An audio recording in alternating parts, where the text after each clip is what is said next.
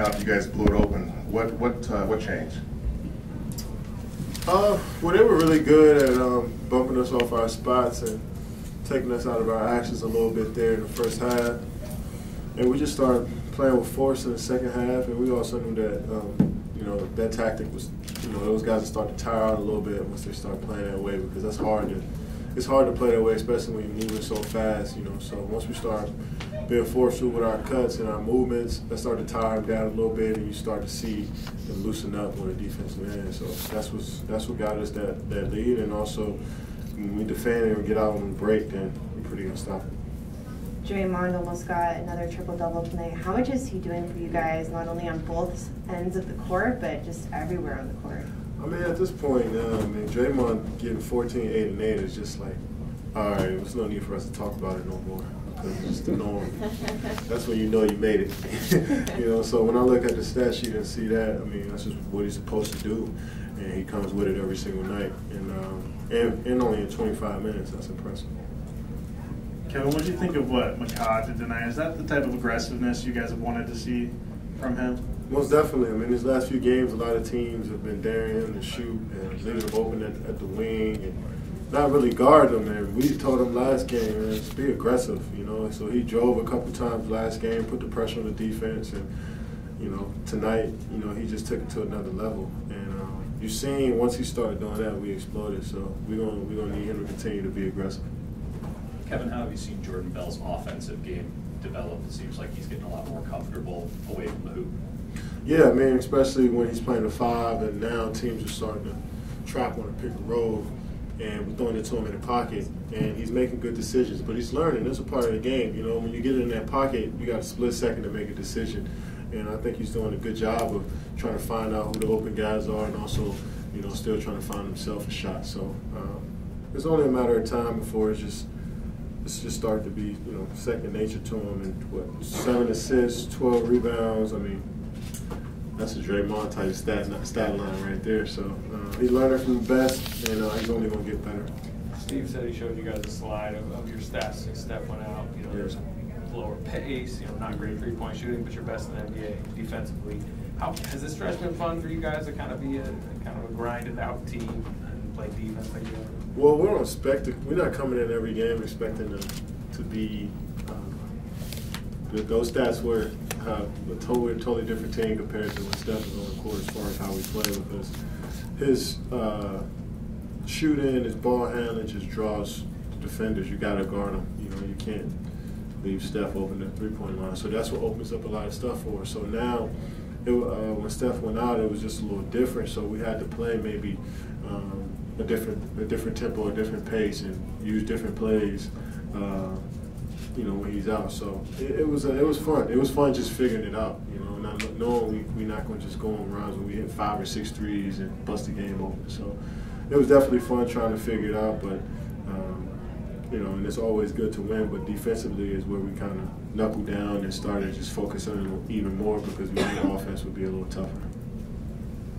Hey Kevin, your talent obviously speaks for itself, but just the ability to raise your game when Steph is out, and then when he comes back to make adjustments and however need be. What does it take to have that kind of mindset where you're flexible with all those different things? Well, first you just gotta, when duty calls. I mean, if coach needs me to go out there and do something, I'll just do it. And I kind of know what my role is already on this team. And, like I told you before, I enjoy just doing other things out there. But when my number's called to score, that's what I've been doing my whole life. That's what my whole game is based around, is putting the ball in the basket. So when I'm called to do that, I just got to do it to the best of my ability. So I just try to adapt as much as I can, and I do that by just working on every part of my game. So when I need to bring it out, I can feel comfortable with it. So pick and rolls, I work on that every day. Post-ups, I work on that every day. My jump shot, I work on it. My ball handling. So on the offensive end, coach want me to play more pick and rolls, I'm ready for it. You want me to post up more and set screens, block shots, all that stuff. I just try to be ready for whatever coach throws at me. And if I'm not ready for it, I learn from it on the fly. Kevin, the team has really seemed to really thrive under pressure when the odds are not necessarily stacked in their favor. With Steph's, return imminent, How do you guys plan to really kind of keep that momentum going and not get back into that kind of, you know, maybe a little bit of a complacency or getting used to being a fully loaded roster again? I think right before Steph went out, I think we were playing with a solid pace. Defense was picking up by each game, and just once you know your leader and your point guard goes out, the head of the snake on the offensive side of the ball, you definitely got to just. It's going to be hard to make up for him, so we just have to figure it out. And I think once you take something away, you just got to figure out how you're going to be effective. And I think everybody on the team just started thinking about it. But coaches made it a thing. Once Steph got injured, we had a few meetings where we just had to talk it out as a group on how we want to play and what we need to do to win basketball games. And everybody just knuckled down and got focused. And once Steph comes back, it's going to be the same thing because I can look in his eyes. I know he's ready to play, and he's excited to get back out there. So we can't wait to have him. Two more. Kevin, you guys benched 63 points, season high. How much do you like it? How much do you like it? I didn't know that. I love it. I mean,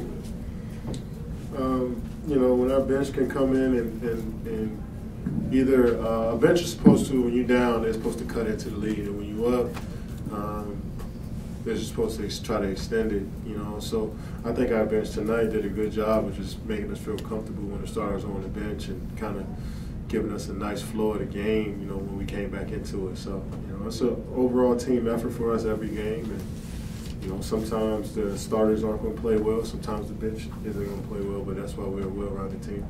Last one, Mark. Kevin, these last few weeks, it seems like everybody's kind of loving your defense. I saw a tweet from Michael Thompson, Clay's dad, saying you've become Bill Russell. I'm just curious. I mean, when you hear people talking about how great your defense is, all your career has been about offense, it seems like.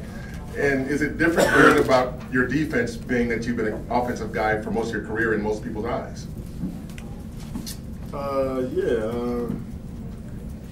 It's cool that people started to recognize me for more than just a score. I mean, I've been trying to shake that rap since 2012, and so when people start to notice what you do, I mean, obviously it's not all you do it for, but you want people to appreciate what you bring to the table, and it's first off from your teammates and coaches, and I got that from them, and I feel good coming in every day knowing that they trust me on that side of the ball. But when fans watching the game and anybody watching the game, you want them to see what you do, and I try to impact the game as much as I can on both ends of the floor. So, especially coming from a champ like Mr. Thompson, means I'm kind of doing something right. So I'll take it.